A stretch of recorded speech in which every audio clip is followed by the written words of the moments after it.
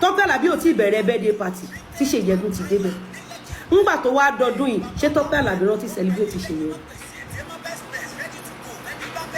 Sórí pé ọ̀rọ̀ lánàá ìtàn lẹ́yìn.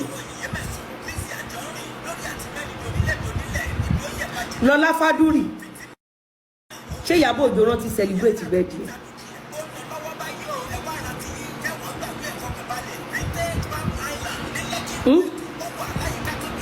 Lọ́lá Fádúrì. Ẹ̀yin èèyàn wa, arábìnrin Lizzy Anjorin ó ti analyze bí Ṣèyí Ẹdùn bí ó ṣe betray òun ó sọ̀rọ̀ gidi gan nínú fọ́nrán yìí. Ó ní ó disappoint òun, ó náà believe wípé Ṣèyí Ẹdùn lè disappoint òun báyìí. Ẹ̀yin tèmi, ẹ jẹ́ ká gbọ́ látẹnu Yèyé Mẹ́ṣọ́. Ṣé rántí ẹ̀ mọ̀ ẹgbọ́n kankan pa Lọ́lá Fádúrì ni. Èwo nínú wọn lẹ rántí mọ́ tẹ́ ẹgbọ́n kankan mọ́ nípa wọn. You see, having your own mind, it goes a long way in life. Mo kàn fẹ́ kẹ́ mọ̀ pé mi ò tó èjì Ṣèyí Ẹdùn rárá, èjì tó pé lọ́dún yìí mi ò tí tó èjì yẹn rárá tí mo ti stand the ground. You know, this is what I want to do. Kò sẹ́jọ́ tó lè rò fún mi, mi ò lè deny Ṣèyí Ẹdùn, mi lè disóòlù Ṣèyí Ẹdùn. Kò sí nǹkan tó fẹ́ sọ nípa Ṣèyí Ẹdùn mi ò gbà wọlé. Gbogbo ìgbà táwọn ràkúnmí tí wọ́n fi ọmọ bú Ṣèyí, àwa dúró tán.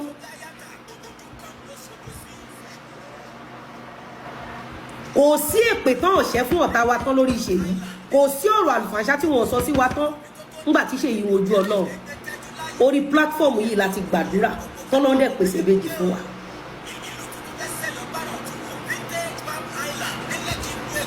Tọ́pẹ́ Àlàbí tó lówó òbéṣù ṣe àmọ́ tó bá àlùjọ̀nú èṣù àgbákò èṣù ṣe lánàá. Ṣèyí Ẹdùn yẹn ló kọ́kọ́ débẹ̀ díẹ̀ ní last year.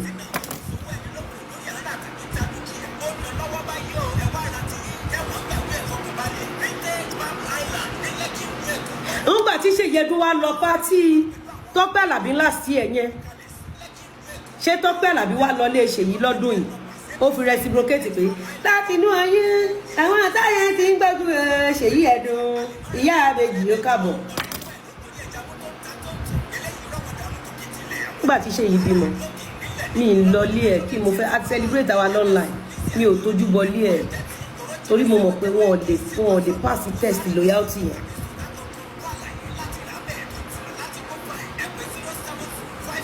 Mi ò tójú bọ lé onílé, mi ò lọ léèyàn mi ń gbà kéèyàn wálé mi.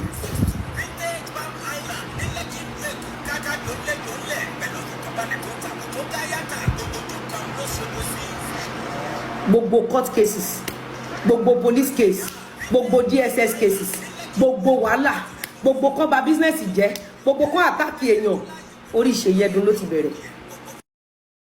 Just because Ràkúnmí Onígbáná wanted Ṣèyí Ẹdùn dead by all means. Èyí tó wá wọ́ọ̀sì jù, Ṣèyí Ẹdùn lọ ń polówó fíìmù fún Onígbáná.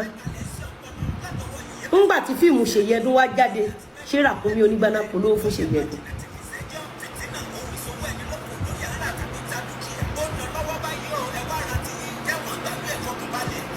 Imagine, wọ́n rògbò Ṣèyí Ẹdùn, wọ́n pákéjì ẹ̀, ó lọ ń polówó fíìmù fún ọ̀tá tó fẹ́ rí ẹ̀yìn ẹ̀ by all means, fún ọ̀tá tó fẹ́ pa by all means, fún ọ̀tá tí kò fẹ́ kó jẹ́ nǹkan kan by all means.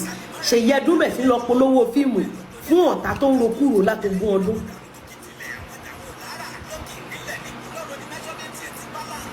Inú ẹ̀ ni Ràkúnmí Onígbáná ti gbé ọkọ Ṣèyí. Àwọn kíra wọn, àwọn ti parí ìjà, yéè wọn jà mọ́, yéè yẹnyẹnyẹ. Nígbà tí wọ́n ń búlì èmi, ọmọ ẹ̀ka rogun ológun, ìgbà yẹn gangan ni Ṣèyí Ẹdùn turn around tó bojú mi jẹ́.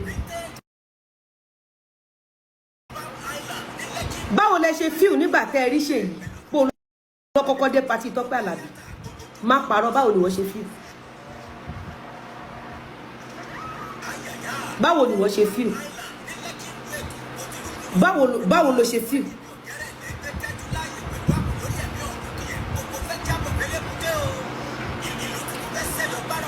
Báwo ni wọ́n kọ́kọ́ sọ fún mi náà?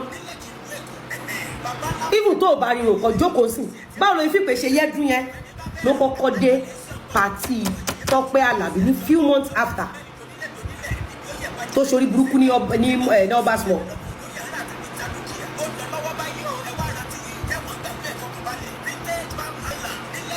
Olórí burúkú ní Ìyábọ̀ Òjó tá bá ń tú àṣírí bó ṣe ń ba yàwó ní tíátà jẹ ara máa ń kàn ẹ́. Tá bá ń tú àṣírí bó ṣe sọ wọ́n dèrò ẹ̀yìn ara máa ń kan Ràkúnmí Onígbáná. Tá bá ń tú àṣírí bẹ́ẹ̀ ṣe ń plan downfall wọn. Ọ̀rọ̀ tá ara sọ láàárọ̀ yìí ó deep ó lọ fà.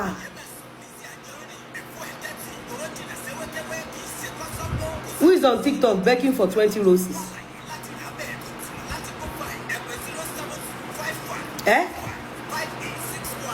Kí lẹ rí tí mo ṣe?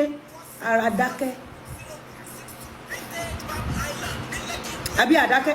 Nígbà tí Ṣèyí Ẹdùn wá produce movie títí ẹ̀ tó produce fíìmù títí ẹ̀ ṣé Ràkúnmí Onígbáná bá promote? Ṣé Ṣèyí Ẹdùn tó lọ gbé àgbésùn Ràkúnmí Onígbáná gbogbo promote fíìmù yìí? Tẹ́ bá wò ọjọ́ tí Ṣèyí ti jáde tó ti lọ bá Ràkúnmí Onígbáná tó bá bẹ̀yàn parí ìjà ní kẹ́nìbọ̀dì máa jà lọ. Tó bá bẹ̀yàn parí ìjà learn how to stand on your lane, remain on your lane. Ẹni tó bá jà tó wá bẹ́ẹ̀ jà tó bá lóun bẹ́ẹ̀ parí ìjà kò bẹ́ẹ̀ parí ìjà ó kú òkú nìbọn ró ni.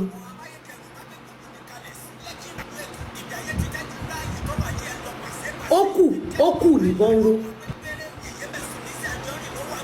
Ṣó ti yé? The question ni kí ló bá mi jà fún?